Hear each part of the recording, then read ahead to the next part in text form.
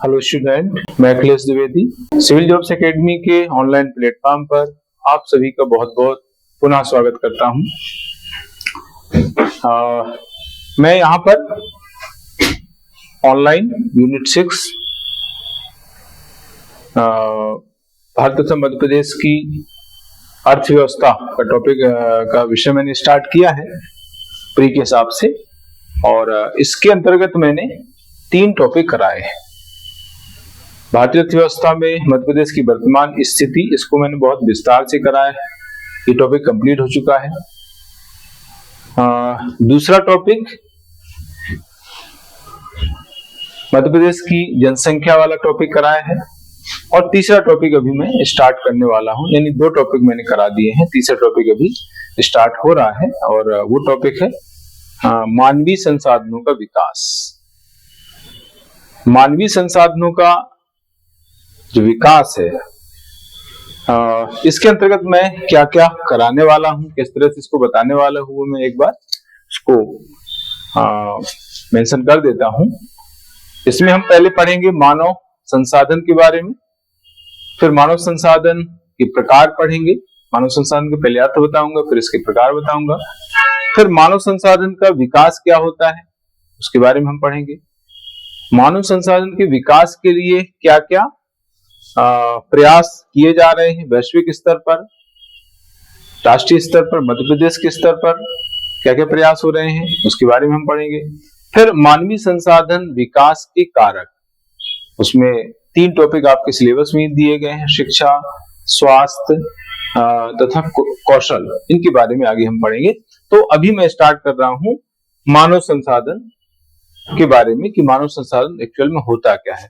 मानव संसाधन वाला जो टॉपिक है ये आपके सोशियोलॉजी की 5वीं यूनिट में भी दिया गया है मेंस में, तो वहां पर काफी डिटेल हमें पढ़ना है। यहाँ पर तो उतना ज्यादा डिटेल पढ़ने की जरूरत नहीं है, प्री के हिसाब से, मेंस के हिसाब से इम्पोर्टेंट, ज्यादा इंपॉर्टेंट टॉपिक है। तो पहले हम मानव संसाधन विकास को समझ लेते हैं कि मानव संसाधन विकास एक्चुअल में है क्या। तो मानव संसाधन विकास जो है,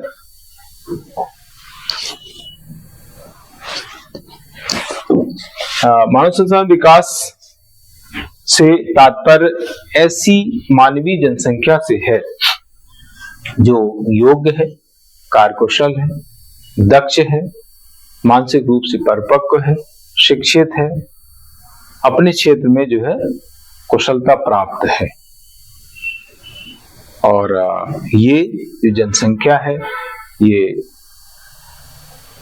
राज्य तथा देश के सामाजिक, आर्थिक एवं राजनीतिक विकास में अपना विशेष योगदान देती है। तो ये इस तरीके से इसका अर्थ मैंने बताया हुआ है। कोई चीज यहाँ पर लिखी हुई है, मानव संसाधन से तात्पर्य मानवीय जनसंख्या के ऐसे भाग से है जो स्वस्थ है, शिक्षित है, मानसिक रूप से परिपक्व है, प्रशिक्षित है, अपने क्षेत्र में कौशल प्राप्त है, जैसे गुणों से परिपूर्ण होती है तथा सामाजिक, आर्थिक एवं राजनीतिक विकास में अपना विशेष योगदान देती है। तो ये है मानवीय संसाधनों का विकास। ठीक है, मानव संसाधन का मतलब मानव संसाधन के विकास से संबंधित है। इसके बाद फिर इसको मैंने एक डायग्राम के जरिए बताया है। जो चीज हमने इसके अर्थ में पढ़ी है वही जो है मैंने डायग्राम के माध्यम से बताने का प्रयास किया है। मानवीय जनसंख्या है, मानवीय जनसंख्या अगर शिक्षित है, स्वस्थ है, मानसिक रूप से परिपक्व है, प्रशिक्षित है, अपने क्षेत्र में कुशलता प्राप्त है, तो उसको हम कह देंगे मानव संसाधन, ह्यूमन रिसोर्सेस, है ना। तो कहने का मतलब यहाँ पर है कि ऐसी मानवीय जनसंख्या जो शिक्षित है, प्रशिक्षित है, मानसिक रूप से परिपक्व है, अपने क्षेत्र में कुशलता प्राप्त है और स्वस्थ है, इन सभी गुणों से परिपूर्ण जो मानवीय जनसंख्या है उसी को हम कहते हैं मानव संसाधन। लेकिन कभी कभी अकुशल मानव संसाधन भी होता है, जैसे हम आगे पढ़ेंगे प्रकार के अंतर्गत कुशल और कुशल दोनों मानव संसाधन हो सकते हैं। अपने क्षेत्र में कौशल युक्त या कुशलता प्राप्त जो मानवीय संसाधन है, ये जनसंख्या है, उसमें क्या क्या सम्मिलित हो सकता है उसके बारे में यहां पर हमने बताया। शिक्षक, इंजीनियर, डॉक्टर, लेखक या साहित्यकार, कलाकार, प्रबंधक, ये सभी जो है अपने क्षेत्र में कुशलता प्राप्त हैं और इनको एक कुशल मानव संसाधन की श्रेणी में हम रख सकते हैं। ठीक है, तो ये सारे मानव संसाधन, ये इसी से जुड़ा हुआ है पॉइंट, ये जो मैंने आपसे बताया है ये इसी से जुड़ा हुआ आगे का पॉइंट है ना। अपने क्षेत्र में कौशल युक्त जो है जनसंख्या कौन कौन है वो जो है मैंने इस स्लाइड में बताया हुआ है। ठीक है, इसके बाद इसके प्रकार हैं। मानव संसाधन के प्रकार दो भागों में इसको बांट सकते हैं, है ना। कुशल मानव संसाधन, स्किल्ड, अकुशल, नॉन स्किल्ड। ठीक है, तो कुशल मानव संसाधन में कौन आते हैं? लेखक हैं, साहित्यकार हैं, शिक्षक हैं, डॉक्टर, इंजीनियर, कलाकार, प्रबंधक, जो मैंने अभी बताया था, ये सारे जो है कुशल मानव संसाधन के अंतर्गत आते हैं। मजदूर, कृषक, गृहिणी, ये जो है अकुशल मानव संसाधन के अंतर्गत आते हैं। गृहिणी को कुशल मानव संसाधन में भी रख सकते हैं, अकुशल मानव संसाधन में भी रख सकते हैं। ऐसी गृहिणियां, ऐसी महिलाएं जो खाना अच्छा बनाती हैं, यानी उसमें पारंगत हैं, तो उनको हम कुशल में रख सकते हैं। कुछ ऐसी गृहिणियां होती हैं, इनको खाना नहीं बनाना आता है या उतना अच्छे तरीके से खाना नहीं बनाती हैं, उनको हम अकुशल मानव संसाधन में रख सकते हैं। तो गृहिणी, ये हाउसवाइफ जो महिलाएं होती हैं, वो दोनों में रखी जा सकती हैं। दोनों में उनका उल्लेख हो सकता है, कुशल और अकुशल मानव संसाधन। तो यहां तक हो गया। इसके बाद आता है मानव संसाधन का विकास, है ना। मानव संसाधन के विकास का मतलब है कि जो मानव संसाधन है, यानी जो मानवीय जनसंख्या है, उसका विकास करना, उसको कैसे विकसित करना, किसके माध्यम से उसका विकास करना। शिक्षा है, प्रशिक्षण है, स्वास्थ्य सेवाएं हैं, है ना, कौशल प्रदान करना है, रोजगार उनको संपन्न कराना है, आदि के माध्यम से अगर उनका विकास किया जाता है, यानी उनको दक्षता उनमें पैदा की जाती है ना, उनको कौशल युक्त बनाया जाता है, तो ऐसी स्थिति को मानव संसाधन विकास कहा जाता है। मानव संसाधन विकास के माध्यम से हम जो है उस जनसंख्या को इस योग बना देते हैं, इस योग बना सकते हैं, जिससे जो है वो जनसंख्या समाज, राष्ट्र तथा राज्य के विकास में अपना महत्वपूर्ण योगदान, विशिष्ट योगदान दे सके। इसको कहते हैं मानव संसाधन विकास। तो वही चीज इसमें मैंने बताई हुई है। मानव संसाधन विकास से आशय मानवीय संसाधन का शिक्षा, स्वास्थ्य, प्रशिक्षण, कौशल विकास तथा रोजगार के माध्यम से विकास करना, जिससे यह जनसंख्या समाज, राज्य तथा राष्ट्र के विकास में अपना विशिष्ट योगदान दे सके। ये है मानव संसाधन विकास का मतलब, HRD, ह्यूमन रिसोर्स डेवलपमेंट। ठीक है, तो एक नॉर्मल मीनिंग है। इसी मीनिंग को मैंने जो है इस डायग्राम के माध्यम से बताने का प्रयास किया है। मानव संसाधन, शिक्षा, स्वास्थ्य सेवाएं, प्रशिक्षण, कौशल विकास, रोजगार प्रदान करना, इनके माध्यम से जो है अगर मानव संसाधन का विकास किया जाता है तो वो है मानव संसाधन विकास। और मानव संसाधन विकास से क्या होगा? समाज, राज्य, राष्ट्र, इसका विकास होगा, है ना। तो इस तरीके से जो है मानव संसाधन विकास को हम व्यक्त कर सकते हैं एक डायग्राम के माध्यम से। तो ये जो है यहां तक हो जाता है। इसके आगे इसी को और थोड़ा सा मैंने स्पष्ट रूप से बताने का प्रयास किया है। मानव संसाधन में निवेश, इन्वेस्टमेंट क्या होता है, किसके जरिए निवेश होता है, मानव संसाधन में कैसे निवेश कर सकते हैं, करते हैं। शिक्षा, स्वास्थ्य देखभाल, कौशल विकास, इसके जरिए जो है जब हम मानव संसाधन में निवेश करते हैं, यानी लोगों को शिक्षा प्रदान करते हैं, उनको स्वास्थ्य सेवाएं प्रदान करते हैं, उनको कौशल युक्त बनाते हैं, तो ऐसी स्थिति में इसको हम कहते हैं मानव पूंजी निर्माण, है ना। ये मानव पूंजी निर्माण होता है ना। जब हम पैसे लगाते हैं तो वो भी एक पूंजी का निर्माण है। और व्यक्ति को जब हम शिक्षा प्रदान करते हैं, उसको ट्रेनिंग देते हैं, तो जो है अच्छा काम करता है, इससे जो है हमें उसका आउटपुट मिलता है ना। तो इस तरीके से शिक्षा, स्वास्थ्य देखभाल, कौशल विकास के माध्यम से निवेश अगर किया जाए तो इससे जो है मानव पूंजी का निर्माण होता है। तो ये इस तरीके से यहाँ तक हो जाता है।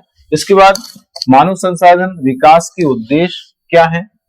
मानव संसाधन विकास के उद्देश्य के अंतर्गत व्यक्ति को क्षमतावान बनाना, व्यक्ति में क्षमताओं का विकास करना, व्यक्ति में विशेष क्षमताओं का विकास करना, व्यक्तियों को शिक्षित करके उनमें परिपक्वता, जागरूकता उत्पन्न करना,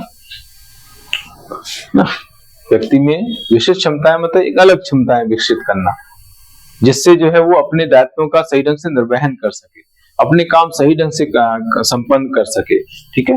इसके बाद उसको शिक्षित करके उसको परिपक्व बनाना, मेच्योरिटी उसमें उत्पन्न करना और उसमें अवेयरनेस लाना, जागरूकता उत्पन्न करना। ये जनसंख्या में प्रशिक्षण के माध्यम से अपने क्षेत्र में कौशल का विकास करना ना।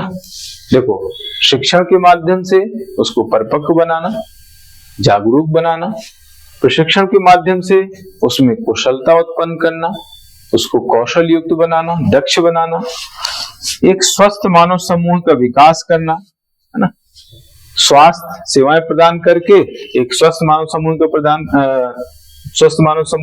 का विकास करना, राज्य, राष्ट्र तथा राष्ट्र का सामाजिक, आर्थिक एवं राजनीतिक विकास करना, है ना। ये हमने पढ़ा है, मीनिंग में पढ़ा है, राष्ट्र और राज्य।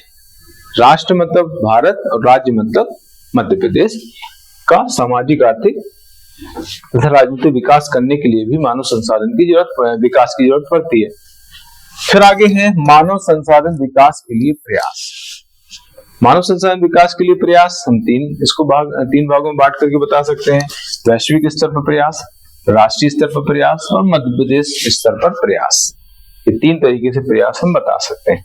पहले हम बात करेंगे वैश्विक स्तर पर प्रयास। वैश्विक स्तर पर प्रयास कैसे कैसे हो रहे हैं? वैश्विक स्तर पर प्रयास जो है, मानव विकास सूचकांक जारी किया जाता है। ये एक बहुत बड़ा प्रयास है वैश्विक स्तर पर ना। मानव विकास तथा मानव विकास सूचकांक, इसको बोलते हैं HDI की अवधारणा के जो प्रतिपादक हैं वो प्रसिद्ध अर्थशास्त्री महबूब उल हक, जो पाकिस्तान के पूर्व वित्त मंत्री हुए हैं, वो जो है इसके प्रतिपादक कहे जाते हैं। मानव विकास तथा मानव विकास सूचकांक, ये किसकी देन है, कौन जनक है इसके? तो पाकिस्तान के पूर्व वित्त मंत्री हुए हैं महबूब उल हक। उन्होंने जो है उनके प्रयासों से सबसे पहले मानव विकास सूचकांक 1990 में जारी हुआ, UNDP के सौजन्य से जारी हुआ। अभी जिक्र उसका आगे आएगा। इसमें सपोर्ट करने वाले थे, है ना। समय इसका 1990, जैसे मैंने अभी बताया, 1990 में इसको प्रारंभ किया गया मानव विकास सूचकांक को UNDP के माध्यम से। और इसको तैयार करने, मानव विकास सूचकांक तैयार करने में स्टार्टिंग सबसे पहले मानव विकास सूचकांक जारी किया गया, तो उसमें सबसे बड़ा योगदान तो महबूब उल हक का था। दूसरा योगदान जो है, यानी उसके सपोर्ट में काम करने वाले थे अमर सेन, जो भारतीय अर्थशास्त्री हुए हैं। अमर सेन जो है कल्याणकारी अर्थशास्त्र के जनक कहे जाते हैं। वेलफेयर इकोनॉमिक्स, कल्याणकारी अर्थशास्त्र के जनक कहे जाते हैं। और इसी पर इनको नोबेल प्राइज मिला था 1998। इनको अर्थशास्त्र का नोबेल प्राइज मिला था कल्याणकारी अर्थशास्त्र के संबंध में। कल्याणकारी अर्थशास्त्र का मतलब है लोगों के कल्याण के लिए जो है आर्थिक गतिविधियां संचालित करना, लोगों के कल्याण के लिए जो है जो आर्थिक योजनाएं तैयार की जाती हैं, उस पर उन्होंने काम किया है कि लोगों का कल्याण कैसे अर्थव्यवस्था के माध्यम से हो, इस पर जो है उन्होंने रिसर्च की है। तो इसी पर उनको जो है 1998 में नोबेल प्राइज मिला हुआ है। अब मानव विकास सूचकांक, ह्यूमन डेवलपमेंट इंडेक्स HDI जारी कौन करता है? तो संयुक्त राष्ट्र विकास कार्यक्रम यानी UNDP द्वारा इसको जारी किया जाता है। 1990 से जारी हो रहा है। मानव विकास सूचकांक जारी करने वाला जो अभिकरण है संयुक्त राष्ट्र विकास कार्यक्रम, इसको शॉर्ट में लिखते हैं UNDP, United Nations Development Programme. 1990 से जो है ये जारी कर रहा है UNDP। ठीक है, वैश्विक स्तर पर हम बात कर रहे हैं।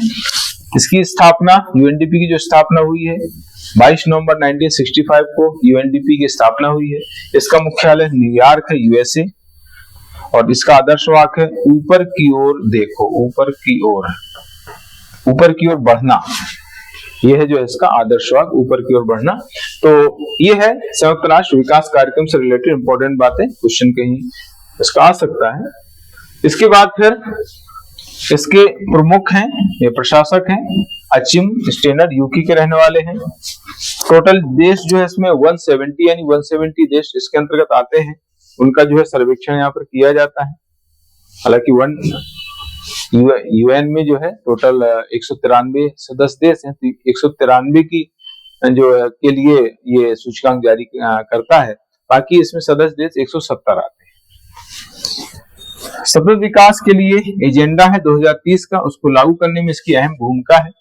सतत विकास एजेंडा, सतत विकास के लिए एजेंडा 2030 जो है इसको लागू करने में सबसे बड़ा जो रोल है यूएनडीपी का है। ये जो एजेंडा है इसके बारे में अलग से हमें पढ़ना है। सतत विकास लक्ष्य जो है अलग से टॉपिक दिया है आपके सिलेबस में, उसको पढ़ेंगे।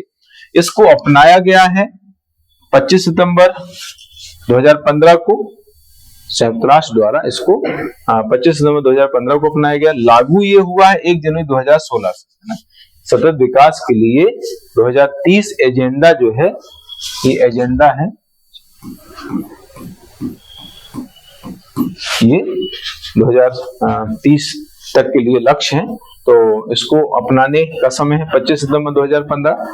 संयुक्त राष्ट्र का शिखर सम्मेलन जो न्यूयॉर्क में होता है, हर साल होता है सितंबर के आसपास, तो उसी समय जो इसको अपनाया गया 1 जनवरी 2016 को ये लागू हो चुका है।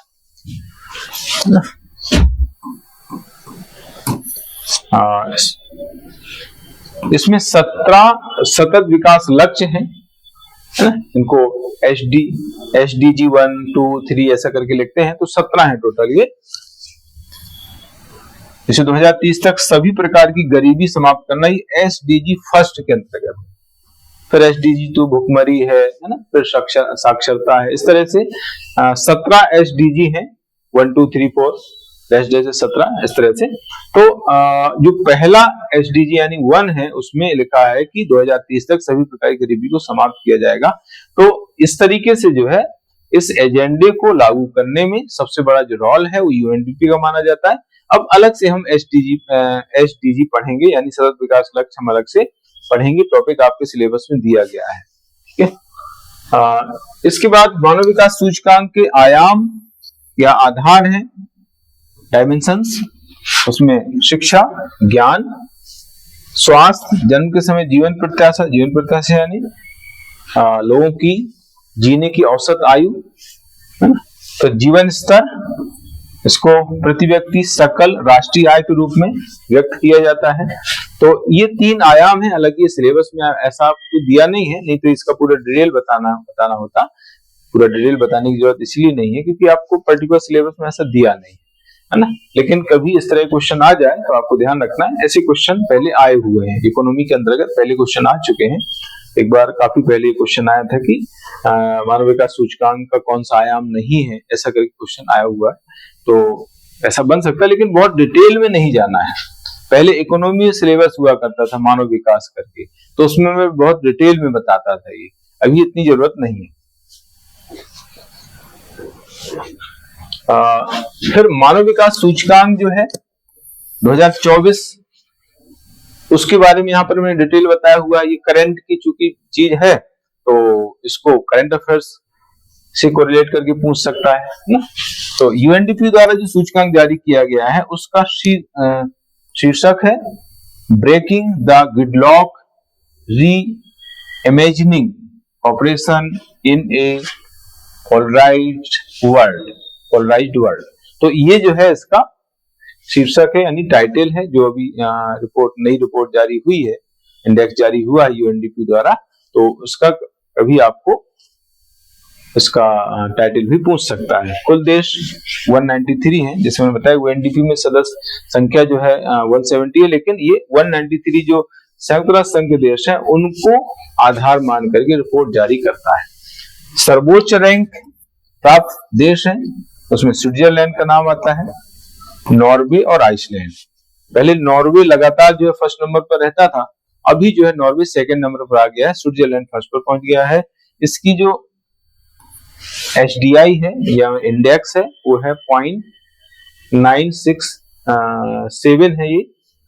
इसके बाद भारत की जो रैंक है वो 134वीं रैंक है।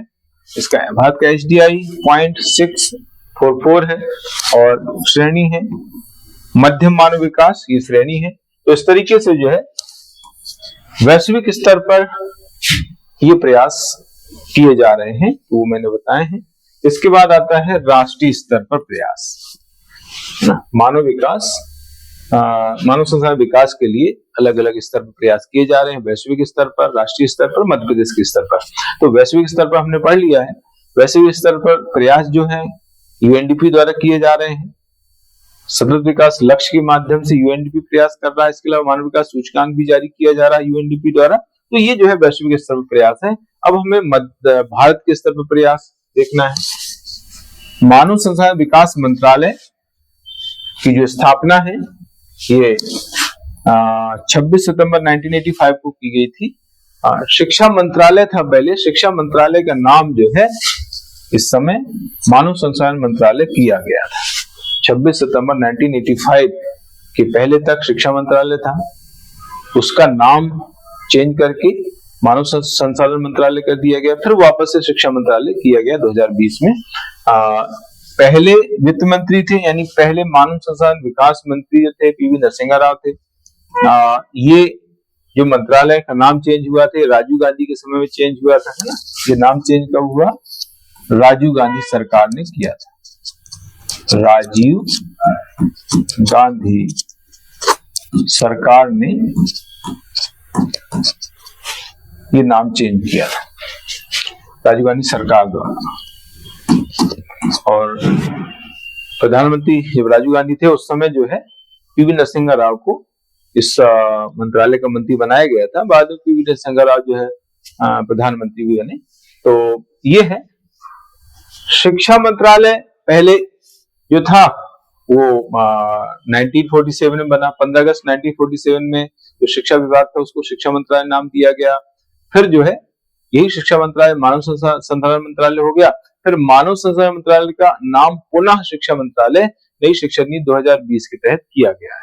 तो ये है शिक्षा मंत्रालय जो उस समय था, यानी 1985 के पहले जो है ये जो शिक्षा मंत्रालय था इसकी स्थापना 15 अगस्त 1947 को की गई।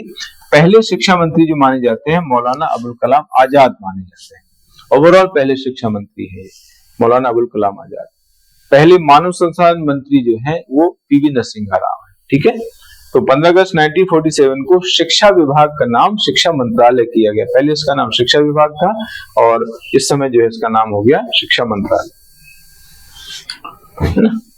फिर वापस से नाम चेंज हुआ, नया नाम शिक्षा मंत्रालय वापस से हो गया। ये कब हुआ? नई शिक्षा नीति 2020 के तहत 29 जुलाई 2020 को जो है इसको शिक्षा मंत्रालय नाम पुनः दे दिया गया। तो पहले शिक्षा मंत्रालय था, 1985 में इसका मानव संसाधन मंत्रालय हुआ, फिर 2020 में इसको पुनः शिक्षा मंत्रालय नाम दे दिया गया।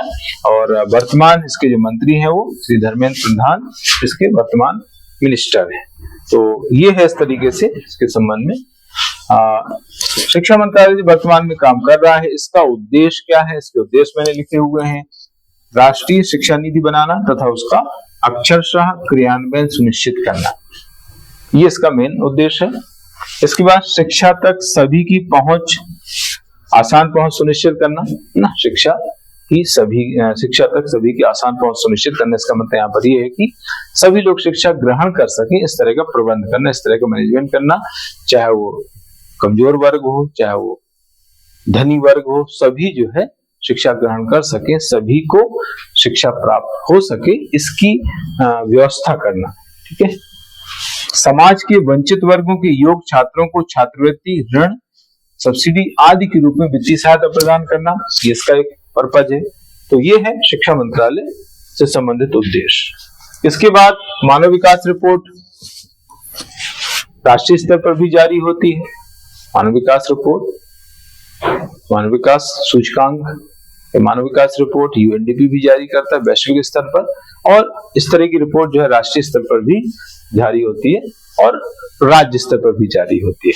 पहली बार ये जारी हुई 2001 में और दूसरी बार जारी हुई 2011 में। इसके बाद ये जारी नहीं हो पाई, है ना। 2011 में जो जारी हुई थी रिपोर्ट, उसमें पहला स्थान जो था, फर्स्ट था केरल का, और अंतिम स्थान छत्तीसगढ़ का था उस समय। अंतिम स्थान छत्तीसगढ़ का था, है ना। ये स्थिति थी उस समय। इसको कौन जारी करता है? जारी करने वाला जो अभिकरण है वो राष्ट्रीय श्रम अर्थशास्त्र शोध एवं विकास संस्थान। ये एक्चुअली नीति आयोग के तहत काम करता है। ये नीति आयोग के अंतर्गत, नीति आयोग के अंतर्गत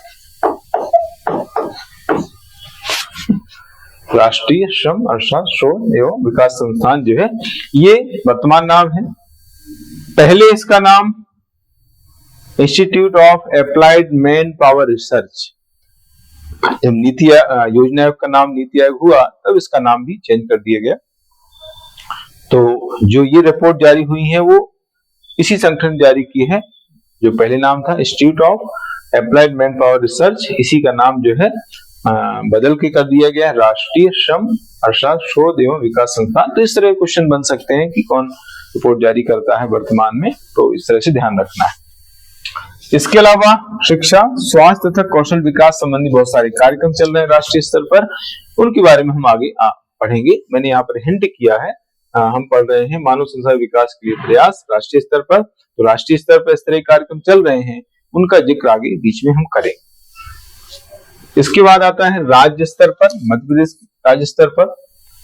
इसमें 3 तरह के विभाग है। शिक्षा विभाग के अंतर्गत 3 तरह के विभाग है। उसमें स्कूल शिक्षा विभाग है, इसकी स्थापना 1 नवंबर 1956 को हुई। उद्देश्य स्कूली शिक्षा प्रदान करना सुनिश्चित करना। इसके मंत्री जो है वर्तमान में श्री उदय प्रताप सिंह।